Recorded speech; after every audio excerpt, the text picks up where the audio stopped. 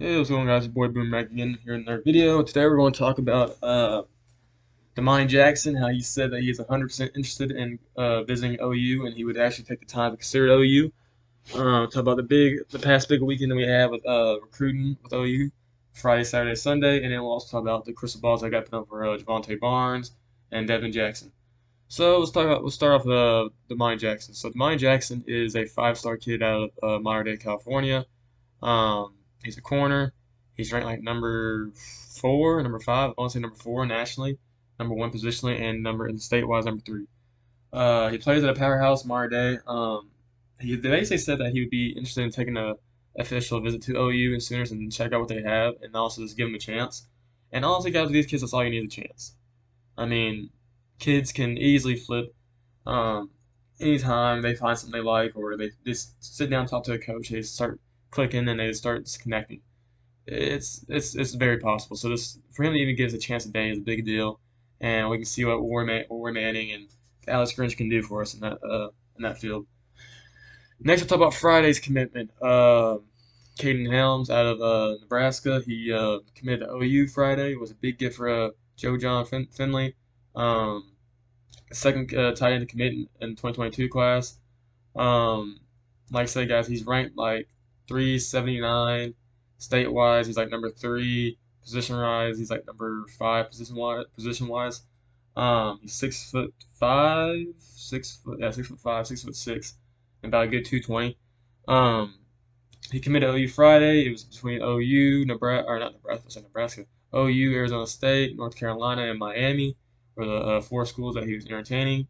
It was more of an OU and North Carolina battle. At first, it was really Arizona State and OU battle, but then it transferred over to North Carolina after he took a visit to Chapel Hill and talked to Mac Brown. His family fell in love with North Carolina. Um, Arizona State kind of fell off. If you know what's going on with their program right now, they kind of fell out the race because of all that's going on over there right now. And then Miami was his first school he visited, and it's a surreal moment for him because it's his first school he ever get to visit because COVID kind of ruined all that for him. So yeah, so Caden Helms committed. It's one of those things where there was a lot of talk. At one point, actually, he said Arizona State was leading for a while there, not by a whole lot, but they were leading. Kind of like the Gentry Williams thing with USC. You always kind of knew he was going to be a Sooner, even though they were the lead there from their program. But you always knew that it made more sense for him to be a Sooner, and you just don't see how you would miss out on him. Same thing with Gentry Williams. I think it's the same thing with him at USC.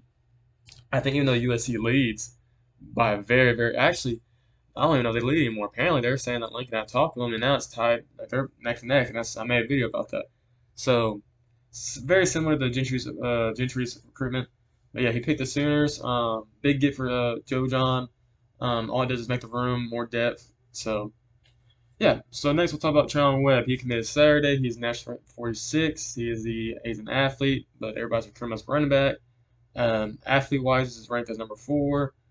State wise, he's out of Florida. He's ranked number nine. He's about 6 foot, 6 foot even, 190 pounds. Called. Um, like I said, he was a running back. He's an athlete, but everybody's recruiting him as a running back. He can play secondary. OU recruited him as a running back. He is in the 2023 class. Like I said, he's committed, or I never said it, but he's committed to Georgia at one point back in 2019. He committed to Georgia. He ended up decommitting in January. Then it became more of a Georgia and want to say Ohio State race, and then OU started to have some Zoom calls with them, which kind of worked in their favor. Um, I wouldn't say we became a real contender until he got on campus for Champion Barbecue. When he started getting around all the other guys, all the other alumni, Coach Rowley, Coach Murray, and it's all the other guys. I think that once he got around that environment of all the university and what they all had planned, I think that's when OU became a very, very, very big contender. And I think OU just staying on them the whole time was another thing. So big get for OU for the running back room. Let's see this text real quick. Oh, who was that? Okay. So yeah, big get for running back. Next we'll talk about Malachi Nelson. He's a quarterback. For you guys who don't know, this is a big, big get. At the end of the day, it was kind of one of those things where it wasn't really a secret. You knew where he was going. It's just everybody's kind of act like they didn't know because they didn't want to ruin the kid's commitment.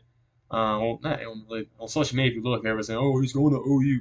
Like, okay, we know. So let the kid enjoy his commitment moment. All right. No, a lot of kids don't get to experience this, and then if they do, they only experience one time. sometimes twice if they decommit. But a lot of times they do one commitment. So don't ruin the kid's moment. All right, we know if you're. I know if you're. And I think it wasn't OU fans. It was mainly Ohio. It was mainly Ohio State fans, USC fans. There's other fan bases. Dude, I get he's not going to your school, but come on, just have the respect for the kid. Let him enjoy his commitment. Like really, dude. Like come on, like stop. We're all grown men. All right, we're all upper, early 20s, upper 20, whatever. We're all older. This kid is a kid. Like let him enjoy it. Just because you didn't experience it doesn't mean he can't enjoy his experience of it. So like I say, he's ranked nationally number 5, right behind Archie Manning, or no, Archie Manning's at number 2 or something like that. But he's ranked number 5 nationally. Position wise, he's ranked number 2, right behind Archie Manning. And I'm gonna talk about that real quick. I'm not saying this because I'm an OU fan. I'm not saying this because he committed OU. I'm saying this from watching both tapes. Nelson looks like the better quarterback. Am I saying Manning's not a 5-star? No, I'm not saying it. Manning is definitely a good quarterback. He is definitely a top 10 kid. But is he a front of Nelson? No. I don't think that. And I think once the years goes on, I think once we get closer to the end of the cycle of 2023, you'll see Nelson pass up Manning. So I'm gonna be honest with you. I think his name has a little. I'm not, and I hate saying that because the kid works. I'm not saying the kid didn't work to get where he's at. Archie has worked his ass off. I bet he's worked this far and beyond to get where he's at. Not saying he hasn't, but at the end of the day, I do think his name plays a little bit of a role. Maybe he don't want it to, but it does. Do I think he's like I said? Do I think he's a top 10 recruit? Yes. Do I think he's better than Nelson? No. So like I said, he picked OU out of like a top 8, top 7. What at the end of the day, he was really interested in USC, but USC went out and offered some quarterbacks when they told him they wouldn't, and they even took a commitment from a quarterback when they told him they wouldn't. So they lost interest from Nelson. Nelson looked at Clemson. Clemson wanted him to come camp with them before they offered him. Nelson was a very big fan of that. And the reason why is because when OU, I think it has something to do with OU offering him. That's why he didn't go to the Clemson camp. Because when Lincoln Riley offers you, and you see the history that we have of quarterbacks, and we offer you straight up, instead of making you come to a camp, which we probably did. I don't know if we offered him a camp. We probably did, but when you already have an OU offer, and you got Clemson, well, if you come to camp, we'll offer you. When we just offered, when OU offers a quarterback, you shouldn't really need to camp him. You should know he's a real deal. So, yeah, so I don't know. I think Clemson dropped the ball on that. I think Dabo should just offer the kid, even though I know Dabo runs a very strict program, and, that's cool and all, but if OU offers quarterback, man, there's really no need to even give him a camp. Just offer him. Lincoln's not going to offer just some random quarterback. So, whatever, work for our favor. I'm not really complaining about it. Whatever, if they drop the ball on that one, we'll take them. So, get a commitment from Nelson. Next, hold the crystal balls going into 2022. We have two. We have Javonte Barnes out of Nevada, running back, 2022 class, ranked 111th. Position-wise, he's ranked like number 8. State-wise, ranked number 2. A lot of people seem to, or no, state-wise, ranked number 3.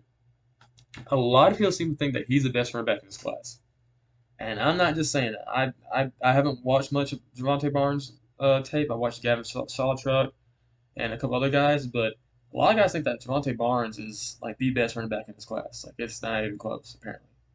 And that's coming from experts. So, and he was a US. He lives in Nevada. He was giving USC a real look, but the more and more this drags out, the more and more it looks like it's OU's race to lose. And that's nothing but props to McMurray. And I want to touch on this real quick. A lot of OU fans were giving Murray the biggest crap for not closing Kamara Wheaton, not getting a running back really in that 2021 class. Guys, it was a COVID year, and he's a new coach in it. Do you really think that he don't have much of a chance for some of these kids? That some of these kids already visited some of these schools, already talked to these running back coaches? I mean, yeah, you should say, oh, he was an NFL running back. He shouldn't. Guys, face-to-face meetings and getting on campus does a lot of work. So, I mean, there really isn't much you can do. So now you're starting to see when you get kids like campus what Murray can do as a recruiter.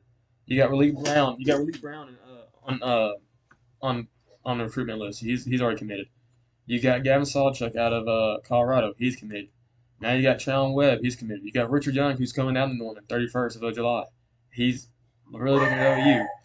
So, sorry about my dog. He's an idiot. Now you look at Devin. Let's talk about Devin Jackson real quick. But yeah, I do think Javonte Barnes ends up as a Sooner. So Devin is it Jackson? Jackson. He is a linebacker out of Nebraska too. So he's a former Caden Helms. Caden Helms is from national rank 161, position rank number 18, 6'2", 200 pounds. He just got a crystal ball in today for OU. He was the Arizona State lean. I think what happened to Caden Helms is happening to him to Jackson. I think now he's starting to look elsewhere and starting to look at other schools that he may want to play for other than Arizona State as well. They got going on right now. I have to do more digging in on him because I don't know much about the kid. Um, I've heard of his name. I've seen a little bit of his highlight tape, but I don't know much about who else he's looking at. How serious is OU? How serious is he with OU? Is he really looking at OU like that? So we'll have to wait and see. But yeah, I guess I'm going to cut the video early now. I just want to make a quick little video about last weekend and crystal balls that came in. Um, I may do a live stream tonight. I'm not really sure yet. It depends on while it goes down, so I got to go to the gym and all that. If everything goes to plan, I should be able to live stream tonight, but we'll see. As always, guys, if you like the video, please leave a like and subscribe, put notifications on if you want to see when I post again. As always, me and boy Boom Mackey. Peace.